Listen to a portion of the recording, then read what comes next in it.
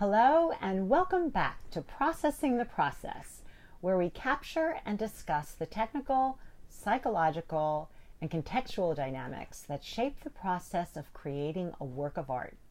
Week by week, moment by moment, we're following Allie K. Dakers, teacher, actor, director, and producer, as she shapes the development of her innovative middle school drama club program and guides her students' idiosyncratic artistic journeys. Well, today we have a 2-for-1 special, let's call it, where we will fill you in on both the December 5th and December 12th drama club meetings. So the central theme of the December 5th meeting was stagecraft.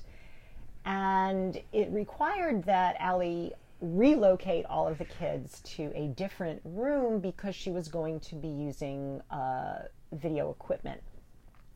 Now, the backstage crew working on the middle school musical production were invited to attend to brush up on their skills. And I think, Allie, about 5 or 6 of your drama club kids are part of that crew. Yep. So this information would be extremely helpful for them, literally in the moment. Yeah.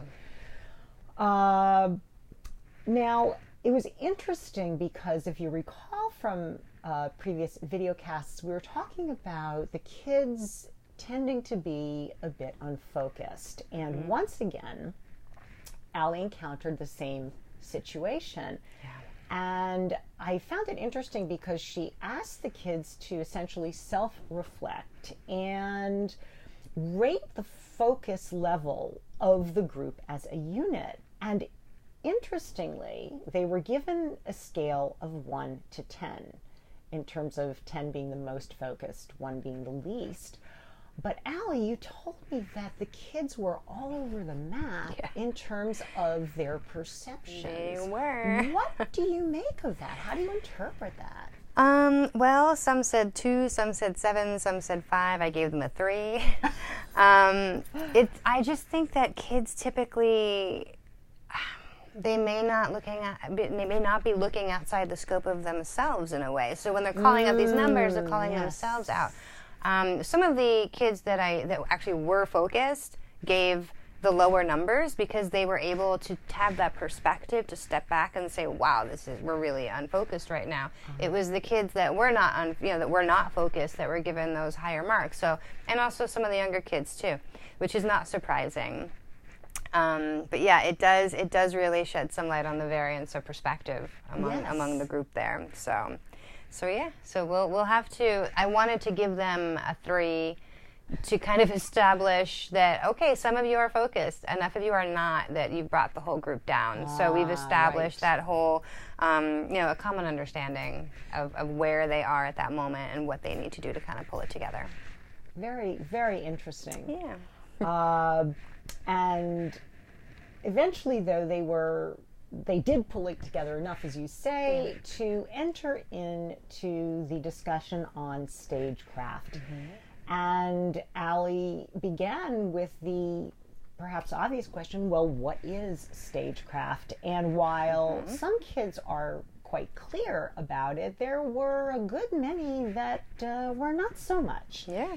And I think it makes sense. A lot of kids are not aware of all of the elements that comprise a show, how they all work together, both on and off the stage. And maybe, Allie, unless you know, it's like unless you know, you just don't know. I mean, unless you're exposed. These are terms, these are skill sets. That really is something you need to kind of understand and study in its own realm. You're not really going to get a lot of this outside of that. Some things we know. We might know what a set is. We might know what lights are. But the deeper intricacies, more really what's behind all of this design thinking and, completing the tasks involved to make a show run functionally backstage. You really can only learn that by doing it or by, being told how to do that. So. which is why you felt this unit was so important, and why she brought in a number of videos to really illustrate the different facets of stagecraft. So I just have a quick and dirty little list here, actually, that I thought would even help our colleagues as well as myself to understand what we're talking about.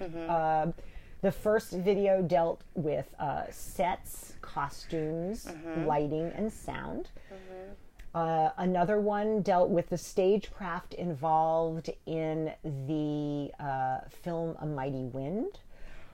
That actually is a little joke, because what that is, A Mighty Wind is, it's one of the, it's in the line of like Best in Show. Christopher Guest movie is what that is. One of all of those are Waiting for Guffman, of course, my personal favorite.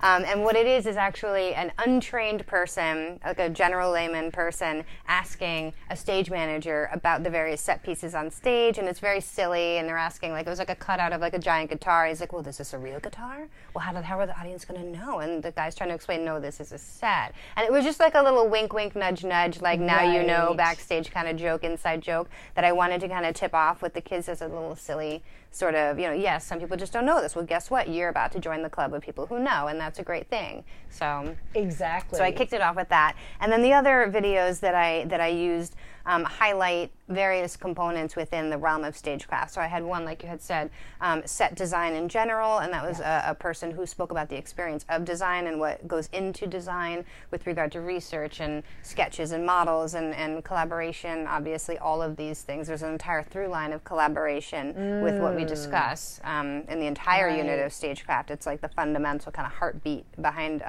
all the other elements. I use Hamilton, which is great. I try to use a lot of what the kids know. Yes. There's also I love that. Brilliant, huge there's just so many resources that you can find now, because these large popular productions are creating, almost like, you know, you get your DVD and you have the extras. Like, they're now creating a lot of resources that highlight the work that was put into creating the experience of the show. So it's what used to be, like, if you didn't see it, you didn't know about it. Well, now, like on Broadway and whatnot, and throughout the world, really, people are sharing what's happening on our stage for a couple of reasons: to bring people in, to just share the magic, to inform and enlighten, and to, lucky for me, provide a lot of resources to help train the next generation. Yes, so exactly. Hamilton, the beauty of Hamilton, we talk about representation and symbolism, because the set kind of grows as the play progresses, which symbolizes the growth of our nation, and you can see that. And once we point this out and learn about these details that you can't see, but you can see, and then even when, it's like, one of the kids put it really well. He was like, "Well, I didn't know this was happening, but then I realized that changes had been made." And I was like, "Well, imagine maybe that was what that might have been like for some of the colonists. Maybe they looked around one day and they're like, whoa, things are different now." Like, there's all kinds of ways that a set can inform the mood, the feeling, symbolism, all of this. So that was what I used for that. Right. Tartuffe, actually, there's a recent production of Tartuffe that you can find. They have a beautiful, and these segments are small. It's like, you know, production staff have created these really well constructed, like 2 to 5, maybe 7-minute videos that you can share that really highlight these specific elements, which is great. And I used Tartuffe, which was fantastic, because that highlighted, you know, we don't necessarily have to stay in the past when a scene or a play is set in the past, but we have to maintain the values, the message. There are elements, what we need to keep intact, because that is the core, the spine of the play, and then there's these other things that we can change around it. So like this play Tartuffe, we have these, you know, illustrious family, and they modernized it by dressing everybody in like Dolce & Gabbana and all of these things. And the kids loved that, because I knew they loved the labels. They had no idea about the play Tartuffe, but they saw, oh, those are old fancy clothes from, like, you know, sketches of previous productions that were set, you know, in that, I believe it's 18th century or 18th century. And so by modernizing it with all these labels that they know, they were like, oh, okay, I get it, you know. And they learned how we honor certain elements that the script drives, but we do have freedom to break the rules once we learn the rules. And that's sort of what yes. these videos kind of help them to gain an understanding of, is what are the rules, in a sense? What are the foundations of these various elements that bring a story to life on the stage, you know? So, and I think they did enjoy it. They had a lot of really interesting insights of what they noticed and the questions that they had. It was really kind of nice to explore that. So it was good. That's fantastic. Yeah. And yet still I was struck by our conversation, as I often am, after the meeting, when you told me, as you've just shared with everybody, that a good number of the kids were very excited and engaged, and it sounds like the more that they were learning, the more they wanted to know. Yeah, a few kids for sure. Like, I had to be like, okay, you need to hold off on that thought right now. Like, put your hand down, I see you. You know, which is fun. But, you know, we do need to keep moving forward, and not everybody is necessarily interested in every element or every aspect of the theater. Well, that, yes. Imagine that, right? Which is what you were saying to me, that there were others who were a bit restless as you were going through this. Yeah. And it seems to me that this is a classic dilemma for you, because as you've explained to us, you want the kids exposed to every aspect of the theater. But of course, not every element of the theater is going to be equally as interesting to every kid. Yeah. So clearly you believed it was important that they learn the key facets of stagecraft, because first of all, they're going to need to know it as the drama club curriculum advances, but also any of them currently involved or about to be involved in an actual production are going to need to know it as well. Yeah. So it's very, very important information to have. And yet we come back to the ever-present need that you have very candidly shared with us and expressed several times. You have to ensure that the kids feel that all of the time that they spend in the drama club is well spent and valuable. Yeah. So that made me think of the question, how then do you reconcile what essentially may be competing needs? I do make a point to discuss that there are some things we just need to learn how to do, and from whether it's learning how lights work to learning how to stay in our chair at this time, because that's what we're doing right now.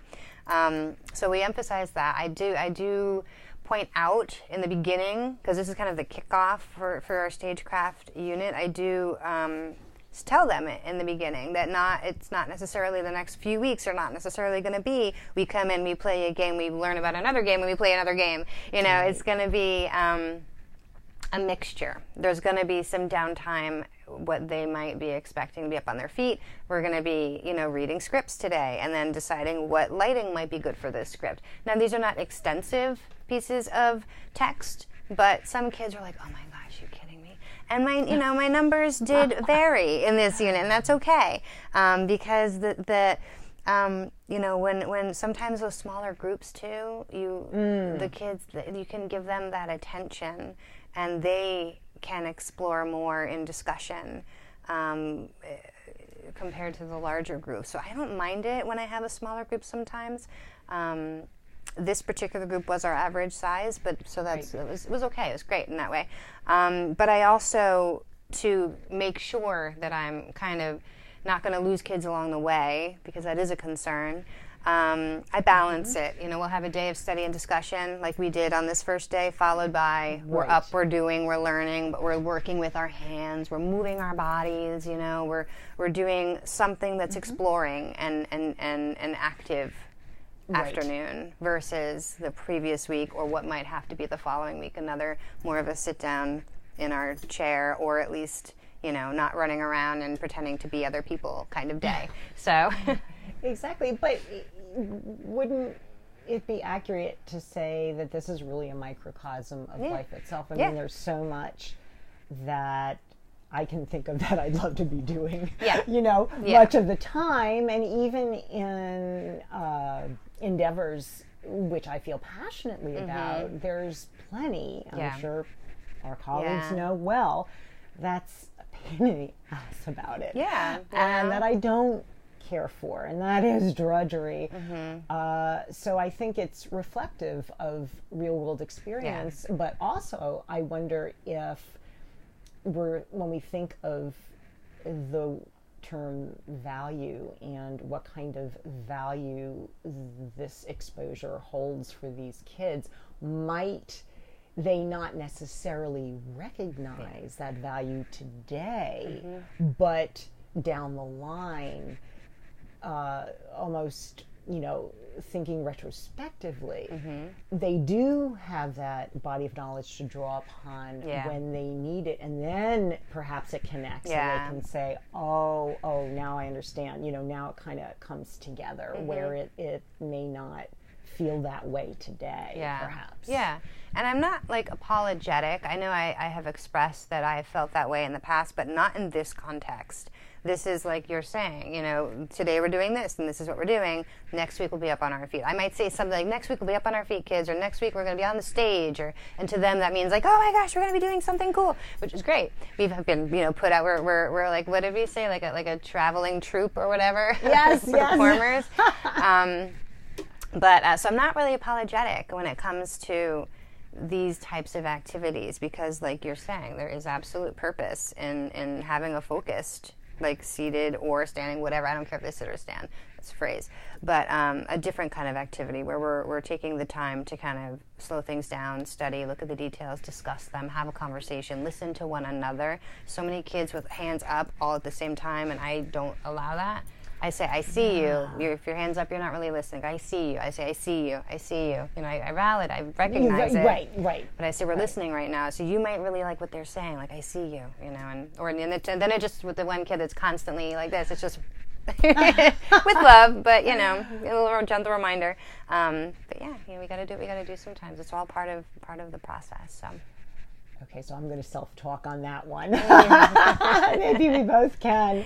Yeah. That it's okay to and we don't necessarily, perhaps the gauge that you might subconsciously use, or maybe consciously, in terms of how the kids are receiving, your drama club, might that be subject to a little bit of rethinking? I mean, does it have to be, I'm going to exaggerate, but, rah-rah, pom-poms, this is just so fabulous all the time, to something more nuanced, and know that that's okay, actually. Yeah. And that your goals, in fact, are being met. Maybe not in the way you had perhaps originally thought they were going to be. Yeah, I feel like when I feel apologetic or feel like, I should have done things differently, or bending the club towards the kids that might not be as interested, it's when something that is supposed to be fun and the kids are majority are clearly bored out of their minds or not seeing the point or whatever. So that's when I need to go back to that drawing board and say, okay, what went wrong? And sometimes it worked beautifully the year before and not this year, or not, in other years. So it really is, you just got to kind of trust it. And throw yourself into it and trust the kids. But when there are genuine issues arising or repeated things that are not successful, you gotta go back to that drawing board. Right, and learn from it. And as you say, different population each year. Every year is a different year. So you're always ultimately gearing it to, of course, who you have, and making the adjustments accordingly. So now it turned out that this theme of learning about stagecraft continued into the December 12th meeting, which is why we thought it would be helpful to put them together in a single video cast. And this time, Allie was seeking to explore the cooperative and collaborative aspects of stagecraft in greater depth. Now, right off the bat, we had an external challenge, which is that your auditorium was being used for other events, number one. And number two, unfortunately, the meeting of the middle school productions stage crew was occurring exactly the same time. And typically we do coordinate and we have planned. It was an unavoidable date that had to happen. And I was notified, and that was great. But yeah, I was like, oh, okay. So none of my crew kids are going to be there. Even kids that are not from the production only, but also my club kids too. Right. So I said, what can I do with this? And honestly, everybody benefits from collaboration games and challenges. So we basically shifted gears completely in one very quick decision, and 20 minutes spent very rapidly looking on icebreakers and Project Adventure and all of these different kind of games that are challenge driven and problem solving driven and collaboration dependent for success. So it was that interesting afternoon. Well, there was one of the games I thought was very interesting, seemingly pretty straightforward on the surface, that I wanted to ask you about, called the Me Too game. And I kept thinking, as Allie described this to me, how beneficial it would be for so many members of society to be able to do this. So can you explain what you did with the kids and what really was the purpose behind it? We circle up, as we do, and I started off by saying, like, I have a brother. If you have a brother, step forward and say, me too. And then a bunch of kids step forward and me too.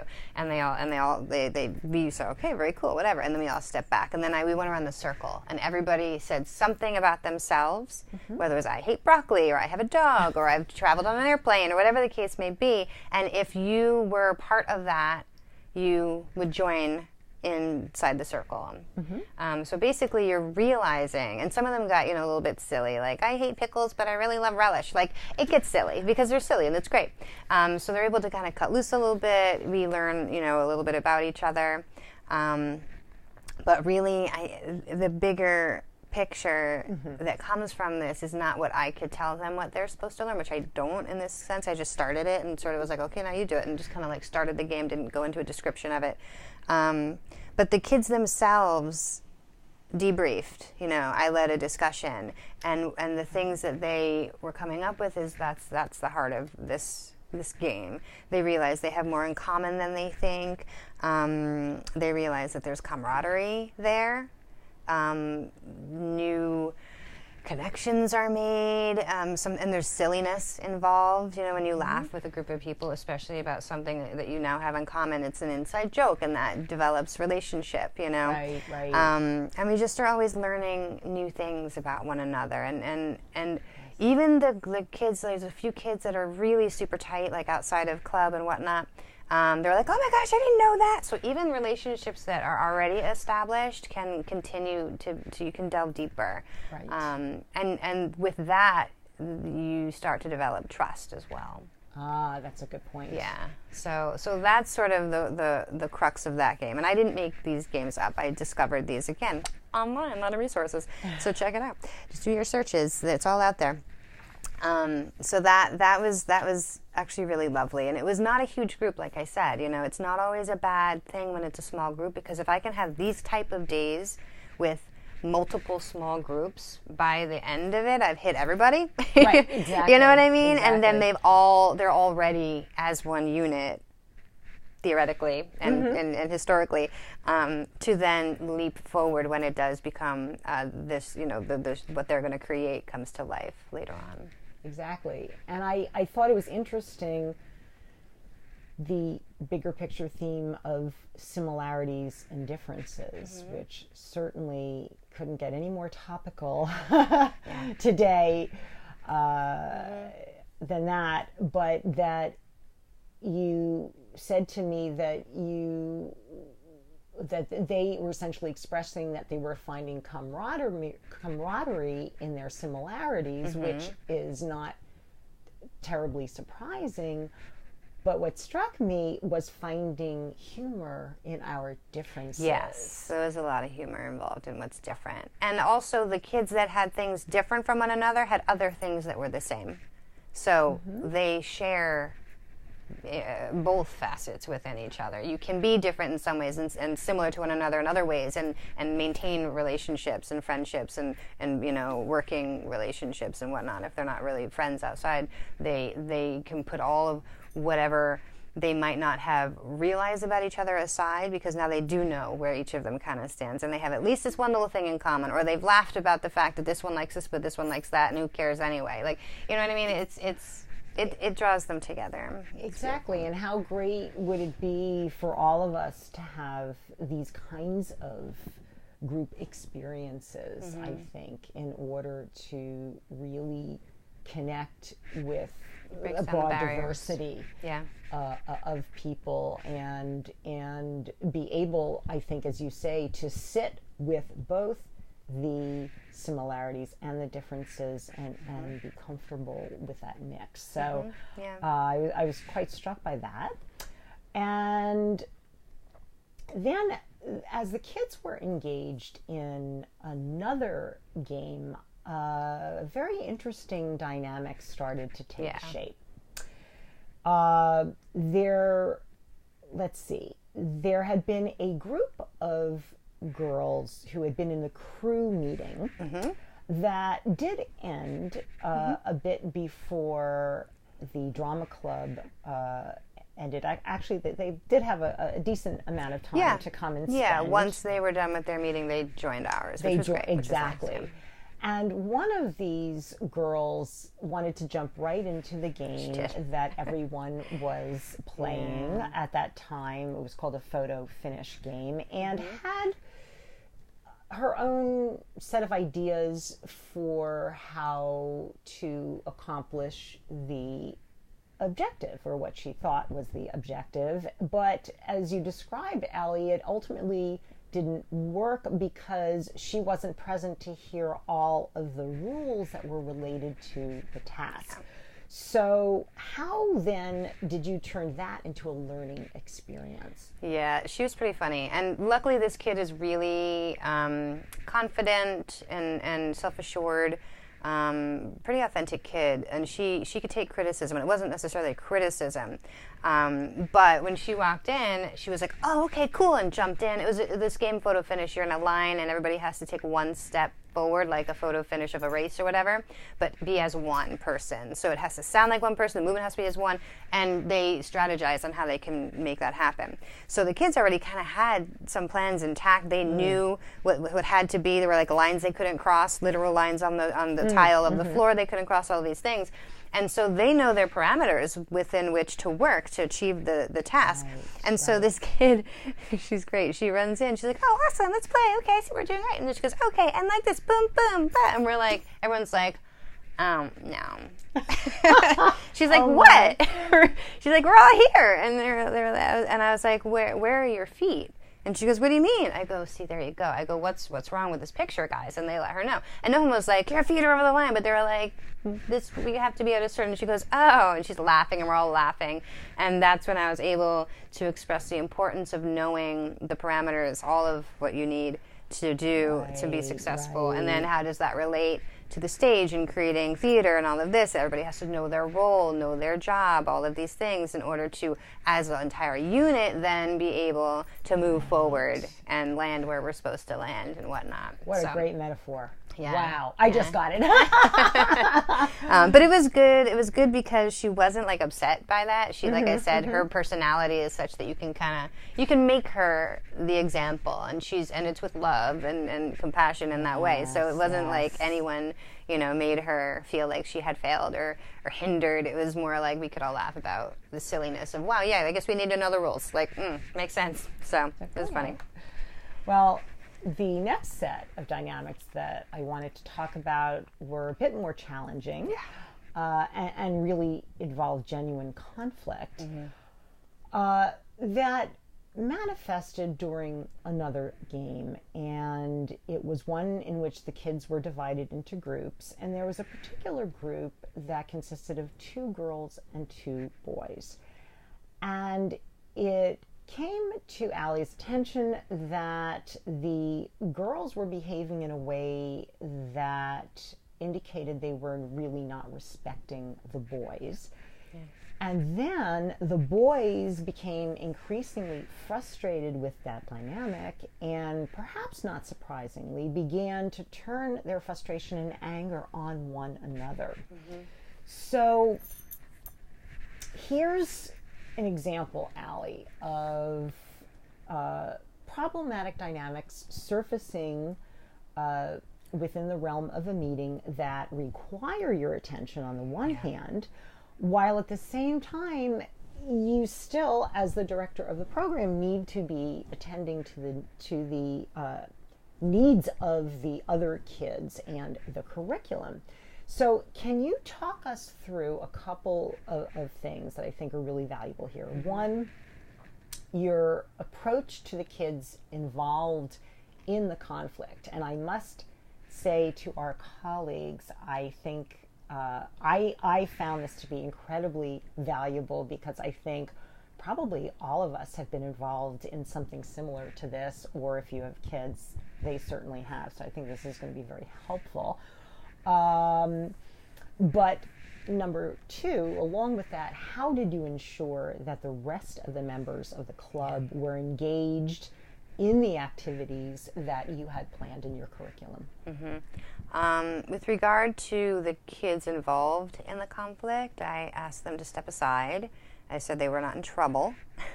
But clearly there's a problem and we need to air it out. It has to be discussed. We can't maintain this energy that's happening because we're not going to get anywhere within that. Right. So they were like nervous. As you get in trouble, we just need to discuss. So they stepped aside and waited patiently. And I basically started up another game with the remaining group. I'm not even sure how many kids there were in the teens. I don't even remember exactly. But it was enough where I had 2 long lines of kids that was going to interact in this next game. And I explained the rules. Luckily, some kids, it was not, again, like I said, I didn't make these games up. So some of them might have played them in camp or whatever. It was like a hula hoop relay or something like that. So I was able to very quickly describe the rules. I put another kid in charge with the timer for like timing the various tasks that they had to complete and all these things. And I kind of was like, all right, kids, it's on you. I'm going to be out there. If anything happens, come find me. And I wasn't far away. I could hear them. I could see them. It was a big, large doorway that I was standing in, so my eyes were at the group while the kids that I needed to speak to had their backs to the group and they were facing me. So I could see right over and see everything that was going on, if anything should have happened. But in terms of where my attention, my real focus needed to lay with these 2 boys at this time. So the kids, they did a good job. They were like, okay, we got it. I was like, perfect, off I go. So yes, I did go along to speak with those boys, and it was really interesting. I gave them, as you do, each time to speak, and I don't know that they had really done that before. I'm not saying they've never done that, but one, and it could just be this one kid's personality, kept interjecting and interjecting. I was like, I hear you, but it's not your turn. We're all listening right now to this kid so that he can express what he's feeling about what happened. You're going to get your turn. And, it's classic conflict resolution stuff. And so they got to practice that, and they each did, as they each got their chance to discuss, they realized that they weren't mad at each other necessarily.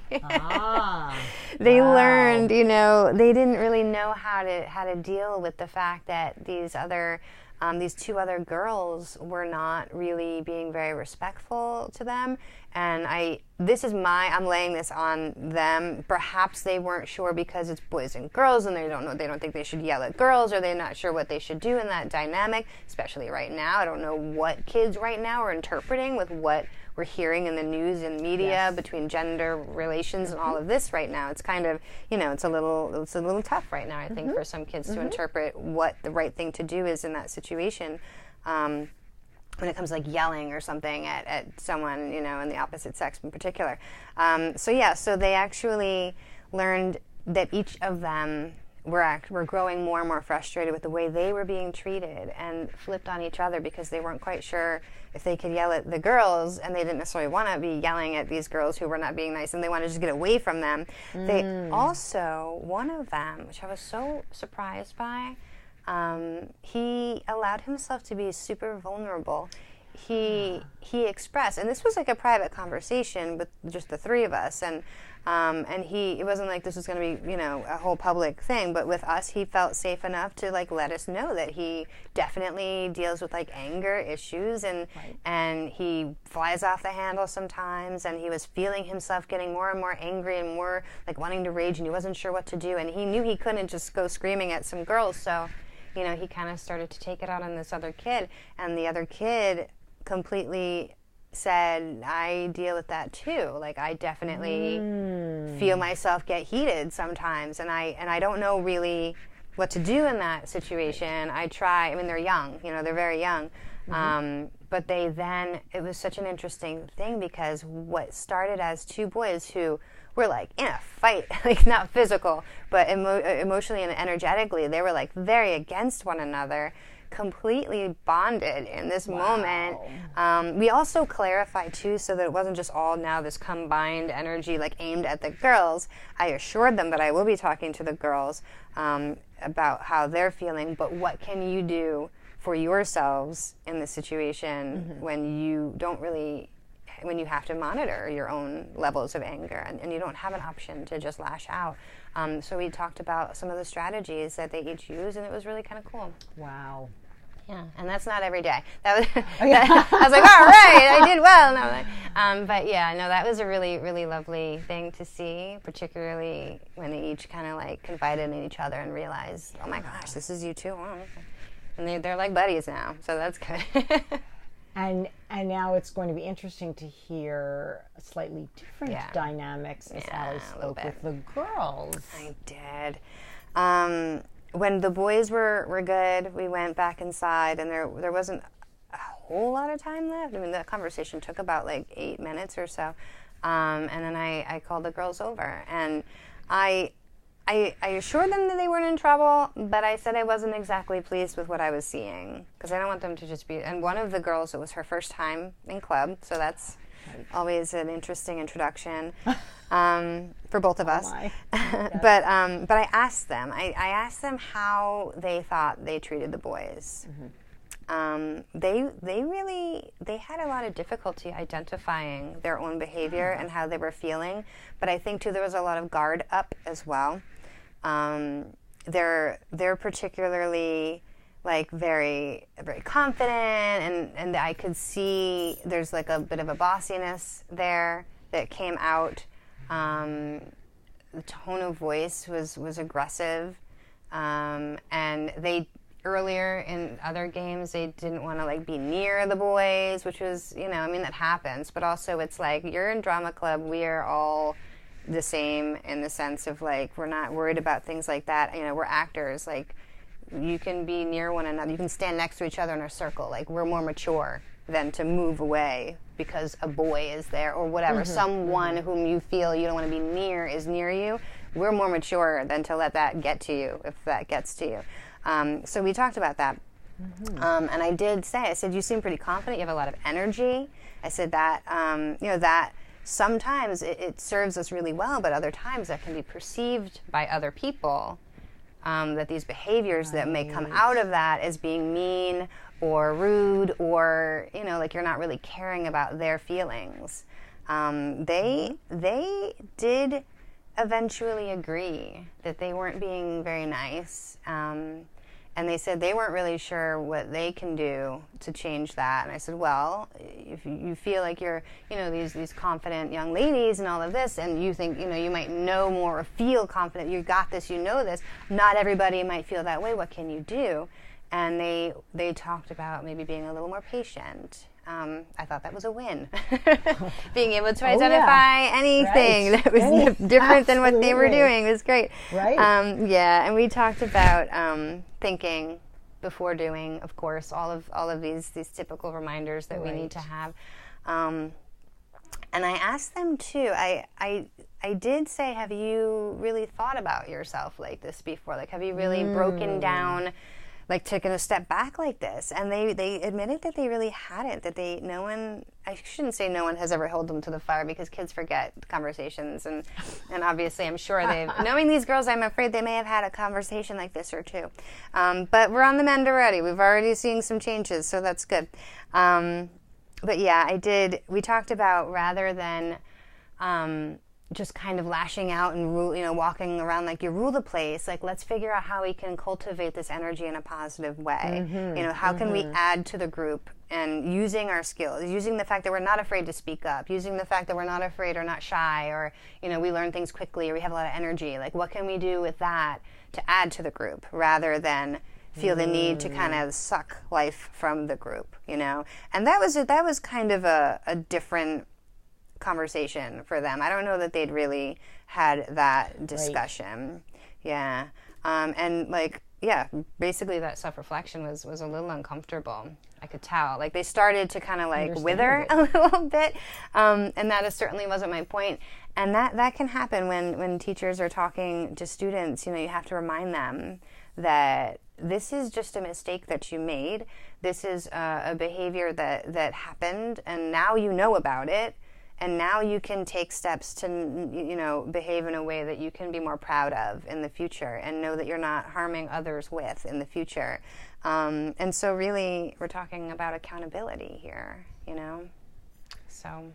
Absolutely. And, I don't think it's surprising, especially with this age group, sense of self, identity, exploration of self. I would imagine there are all different stages. They are for of sure. that, and even perhaps in this example of the first conversation with the boys, versus the second conversation with the girls, and that there was I think a different level of self-awareness, and yet you were able to work with both. Which is surprising. I mean, this is you would have thought the reverse. You kind of would have, a little bit, but it's okay. That's all right.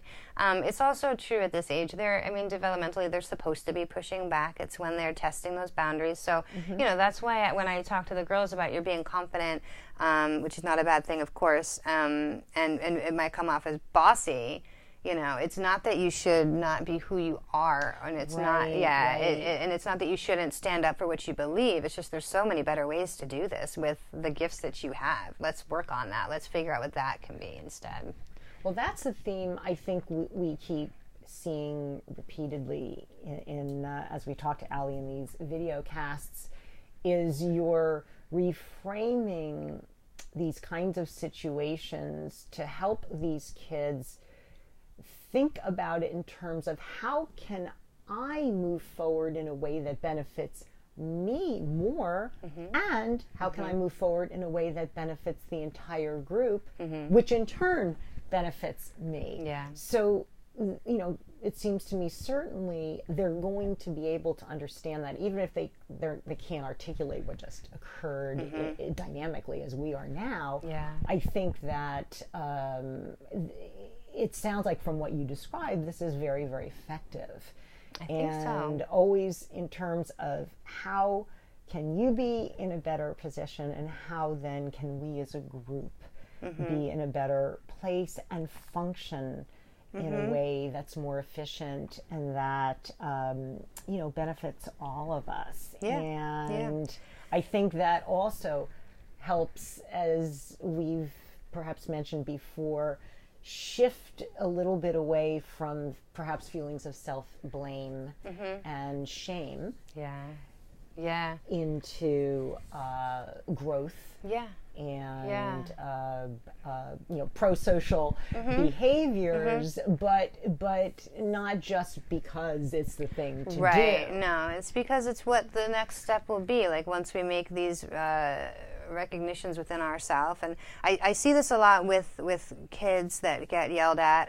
I don't want to say I was yelled at, they were yelled, but when they don't necessarily Sometimes it's hard to know just whether a discussion like what we had is, oh no, now I'm in trouble, this person is mad at me, and all of these things. So I made a point to have the last bit of our conversation was I pointed out, like, sometimes when kids get in trouble, they get nervous, or they feel that the person that spoke to them doesn't like them anymore, or that they're not welcome anymore. I said, it's absolutely not the point. We now just know what we need to work on. And that's great. So let's get back to the game, and let's really try and sort of bring those things to the table now. Let's jump right back in, and come on, girls, let's go play. So I want to let them know that we've reconnected, that there was never a break. There certainly wasn't a break between myself and them, or the group and them. The boys were able to manage. They were all able to manage the energy together once we were back together again. There was very little time. Like, I actually saw the clock and was like, we got to get back in, because I need to reconnect with these kids. Right. And I need to let them know that even though they were just feeling like they were beaten down a little bit, they can get back up again, but stronger and also better intentioned. And so that's when we bring in the concept of resilience and the fact that it's okay to make, like you said, you're not blaming these kids, and they're not terrible people for reacting and behaving this way. Now they just know, so they can make it for better decisions in the future. Exactly. So I think it was brilliant, and you had to do it anyway, but that you reintegrated them with the rest of the group, even for a couple of minutes. Yeah, it was like literally 3 minutes. I was like, we're going to play, what are you doing right now? Everybody go. Like, we all had to play a game together. I was frantic. In my mind, I was like, we have 3 minutes. We need to play a game. Everybody's got to get involved. But, it played out really nicely. And then club did end, and most of the kids left. And there were a couple of those kids that were in the crew meeting, like, we didn't get all, we want to play some more. I was like, okay. I looked at the clock. I was like, I can give you about 10 more minutes. Let's do it. And we played another game with just those very few, 3 or 4 kids that wanted to get a little more out of it. So, which was nice. But how interesting! Not only, of course, we know how great it feels when your students are basically saying, "Give me more." Yeah. I love what's going on, but that this happened, even though there were conflicts, even though and they were great. There were disruptions, even though your attention had to be divided, and I didn't make a big deal out of it. You know what I mean? It wasn't like those kids. It was like, well, I'm going to have a discussion. We're going to go clear the air, and I did that, and I came out and said, girls, we're going to go whatever, and then we talked. But the rest of the group, they a lot of them were older kids. They knew what was happening. They knew that we just needed to talk. They knew that this can't exist like this. This isn't functional. And they did a great job maintaining themselves, keeping things moving. It was really, it was really cute when I came back in, actually, and they were like, here are our times, and this person won, and that team did well, and da-da-da, we're going to go for a rematch. And I was like, awesome, this is the point. Good, kids. So exactly. It worked out. I mean, it sounds like as the veterans, of course, now know, the kids really come to understand quickly that this is all part of the way in which you and the club operates. And I would imagine they learn that it is something that's extremely valuable and productive and necessary. I hope so. And understand the meaning of it, even if, again, maybe they can't articulate it as such, but on the some feelings level are there. They would know. And again, I think as a final thought, coming back to how you, from the very beginning, groom the kids to become student leaders, and having the club be more and more student-centric. Well, here's a great example of dynamics that necessitate a division in your attention, and how wonderful that already you've set things up in such a way that they can take the ball and run with it. So interestingly, that was good for me to see. I needed to know that we're at the point of the year that we're at, that I can do that, and all was okay. That's a good sign. Well, so we're seeing that there are many, many benefits to having this student-led organization, and I think you probably discover those benefits more and more as you go on as I guess you deal with all kinds of challenges in the moment. And so the more that you have, I imagine, a functioning unit without you to an extent, the more you, I guess, can attend to, shall we say, specialized types of things. And I would imagine the more you could take a proverbial step back, perhaps, and do some of your Allie analysis, I'll call it. I mean, it would seem to me that enables you a greater range of choices in terms of what you can do, how you can intervene, how you can assess, how you can use that information, how you can address any number of dynamics, perhaps simultaneously, and know that the integrity of the program is solid and continues to grow. So I think that's a really exciting thing for all of us to be able to see, and to see that develop, over time. So we hope you enjoyed our 2-for-1 special today. We may do that moving forward if there are units covered over adjacent weeks that kind of make sense to present together. We might do that as well. But in any event, we thank you for joining us and look forward to sharing our process with you next week. Thank you. And Happy New Year. Happy New Year.